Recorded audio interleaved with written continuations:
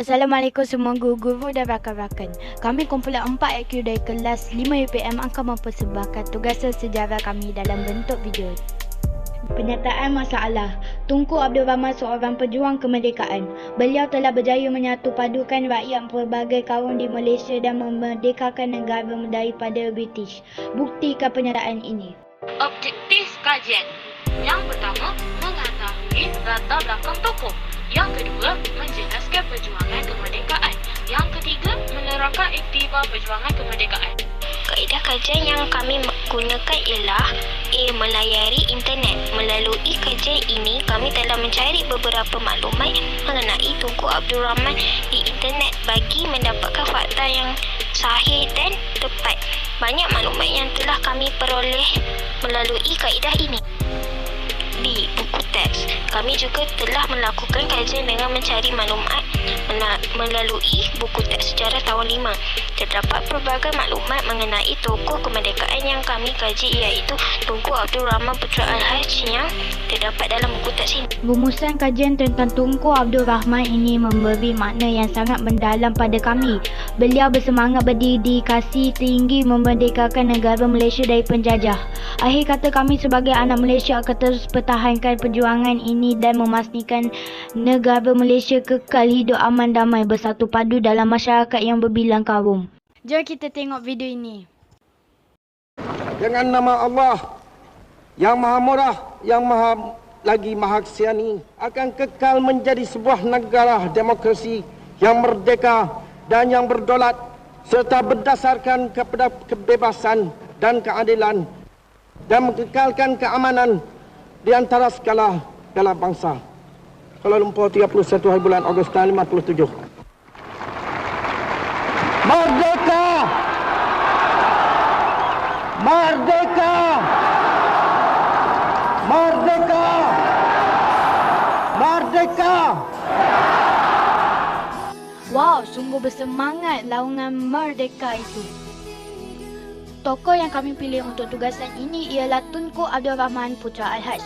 Beliau juga mendapat gelaran Bapa Kemerdekaan. Saya mulakan dengan latar belakang Bapa Kemerdekaan kita. Beliau dilahirkan pada 8 Februari 1903 di Alor-Star, Kedah. Beliau memulakan pendidikannya pada tahun 1909 di Sekolah Rendah Melayu Alor-Star. Sewaktu beliau berumur 10 tahun, beliau belajar di Bangkok. Pada tahun 1915, beliau berpindah ke Penang Free School melanjutkan pelajaran ke St. Catherine College dan beliau meneruskan pelajaran ke Universiti Cambridge pada tahun 1925. Beliau merupakan anak Melayu pertama lulus universiti di England dan ditauliahkan sebagai peguam. Di sinilah bermulanya pelibatan beliau dalam politik dan menyertai UMNO. Sekian, terima kasih.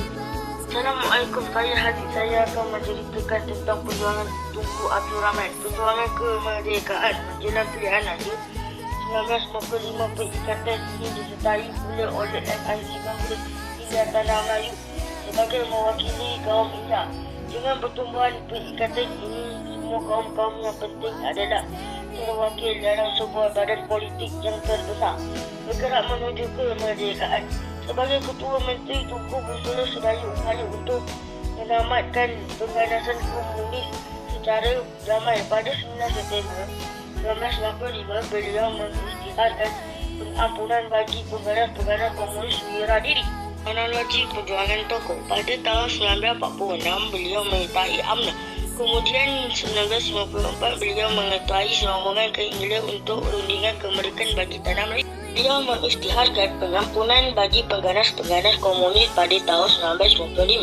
Pada tahun 1956, pula pihak Inggeris bersetuju memerdekakan tanah Melayu. Kemudian pada tahun 1957, Persekutuan Tanah Melayu mencapai kemerdekaan pada 31 Ogos. Saya Iman. Saya akan terangkan pengorbanan tokoh.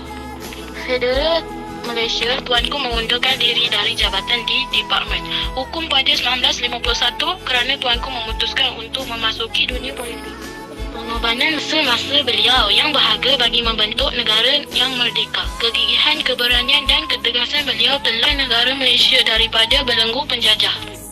Ketegasan beliau dalam membantah pengiktirafan Parti Komunis Malaya (PKM). Sebagai parti sah, suatu rundingan balik membolehkan negara kita bebas daripada ancaman atau pengaruh komunis. Sekian dari saya serahkan kepada Elina. Nama saya Elina. Saya akan terangkan peranan dan pendapat saya tentang Tunku Abdul Rahman. Peranan untuk mempertahankan kemerdekaan negara ialah sentiasa bersedia untuk membela tanah air, sentiasa menjaga keutuhan bangsa dan negara, menolak campur tangan asing, melestarikan budaya dan memperkuatkan sistem pertahanan dan keamanan, bersifat produktif untuk memajukan negara. Pendapat saya Tunku Abdul Rahman Putra Al-Haj ialah beliau merupakan seorang pejuang yang berjiwa kental dan memiliki semangat tersendiri yang tinggi bebaskan negara dari cengkeraman penjajah. Sekian dari kami dari kumpulan 4 Aki.